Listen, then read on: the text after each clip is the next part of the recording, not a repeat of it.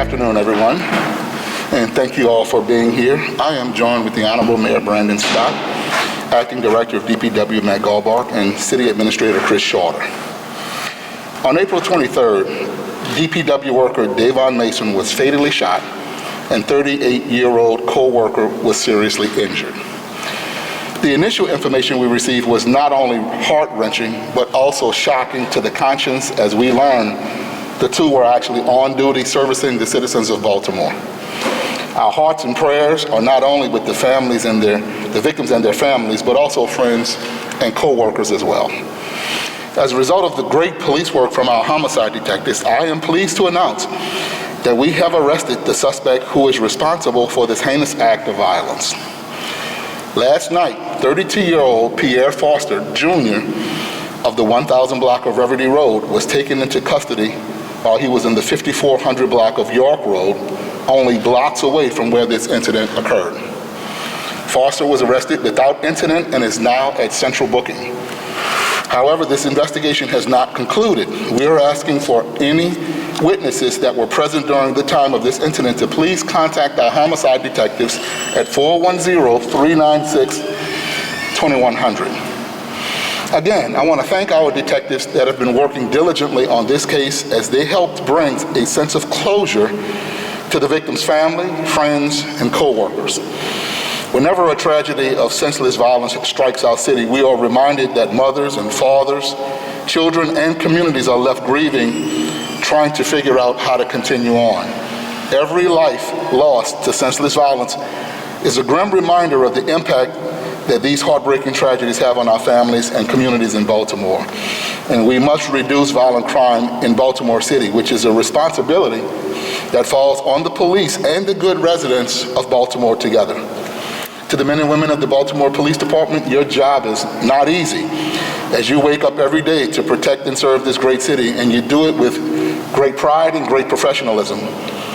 To the residents of Baltimore, we urge you, if you see something, say something. You can call Metro Crime Stoppers to provide anonymous tips at 1-866-7-LOCK-UP. Money is available for information that leads to the arrest of anyone illegally possessing firearms and using guns to cause violent crime in Baltimore. And together, we will make Baltimore City safer and stronger. Thank you, and at this time, I'll turn it over to our mayor. Thank you, Mr. Commissioner. And today I want to say thank you. Thanks to the diligent work of the Baltimore Police Department. As you heard, a suspect has been arrested in Friday's heinous and cowardly attack on 2 DPW workers, and he has been apprehended. We would not be here today making this announcement without the hard work of both our homicide unit and the Northern District, in particular the Northern District District Detective Unit, and want to thank all of them for their hard work and for their close coordination on this case and everything that they do each and every day to help make our city safer. My heart goes out to the family of Davon Mason, who lost his life in this senseless attack, and I ask that you continue to pray for him, his family, and his work family. Also, please continue to pray for our other victim as he goes through recovery, and wish him a strong recovery. Davon was only 32 years old, with so much life left ahead of him that will now be taken away for nothing. The other person that's recovering is 38 years old, 1 year older than me. And we have to, in Baltimore, understand once again how precious life is, that you only get one, and that we cannot allow our sons to be mowed down on the streets over some of the ridiculous things that we see happening, and we have to start to breathe life into people, because as I said on Friday night, we're going to hold people accountable. We're not going to stop looking for you when you're shooting people and murdering people in our streets. It's unacceptable for public servants to have to worry about their safety while dedicating their lives to advancing our community, especially while on duty. I remain committed to working with Commissioner Harrison, City Administrator Shorter, and everyone in city government to keep our employees safe while on the job. Our city employees work hard to provide the highest quality of service possible to the residents of Baltimore and everyone that they encounter. Even during this global pandemic, our workforce has persevered by continuing to offer world-class service to our most vulnerable communities, especially those who are the hardest hit by this pandemic. They have not stopped, and we owe all of them a debt of gratitude. I also, Mr. Commissioner, today want to thank our homicide detectives and those in BPD for the arrest of Daya Jones for the cowardly murder of 27-year-old Nakia Jackson. This, again, is another example of what we're fighting against in Baltimore. And I want to make this message known again. When we are seeing people who are killed in situations like this, men who are killing women, you do not own her. You don't own another person's body. We will not continue to allow people to be victims of intimate partner violence and things that we're seeing in our city. We will continue to find you. We will remove you from our neighborhoods and protect our citizens. Thank you, and I'll turn it over to Director Garbach. Thank you, Mr. Mayor, for your leadership and commitment to the men and women of DPW. And on behalf of the Department of Public Works, I want to extend a truly heartfelt thanks to Commissioner Harrison and the men and women at the Baltimore Police Department for working so diligently, effectively, and efficiently in solving this heinous crime. We grieve at DPW.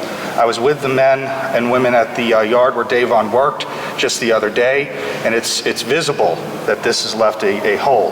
This is something that's going to take a while for them to grieve. They've lost a coworker, but let's also not forget that a child has lost a father, a mother's lost a son, a sister's lost a brother.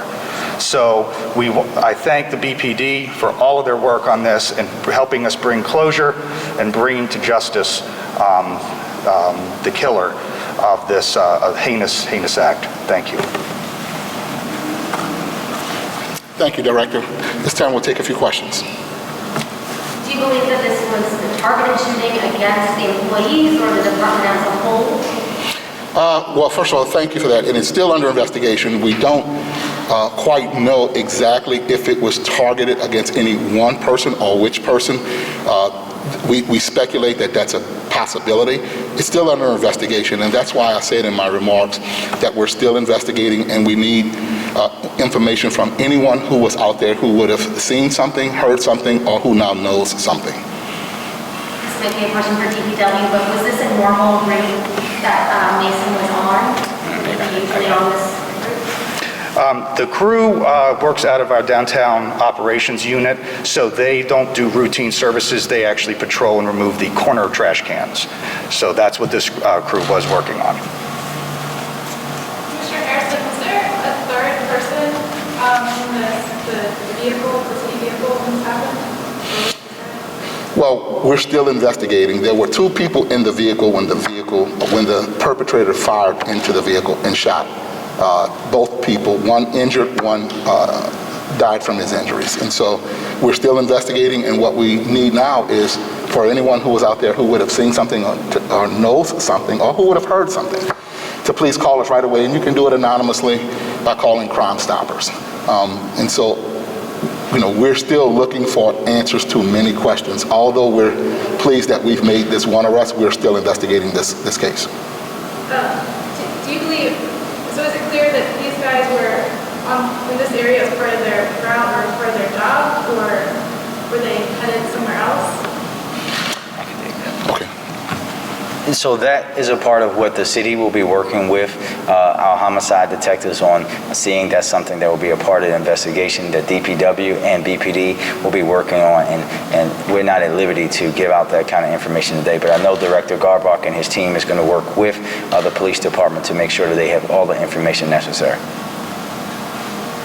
Was there any evidence located inside the vehicle, like anything like drugs or guns or anything of that nature? Well, I don't want to answer in a way that would compromise the investigation or compromise this case, as we now have a criminal case against at least one person.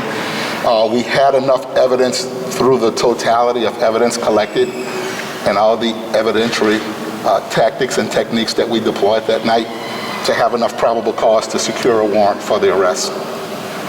Can you provide any more information about what led you guys to Mr. Foster? It was good detective work. and it was good community participation. And that's exactly what we've been asking for, and that's exactly what we need more of. And it's a combination of good work with the use of technology and community participation.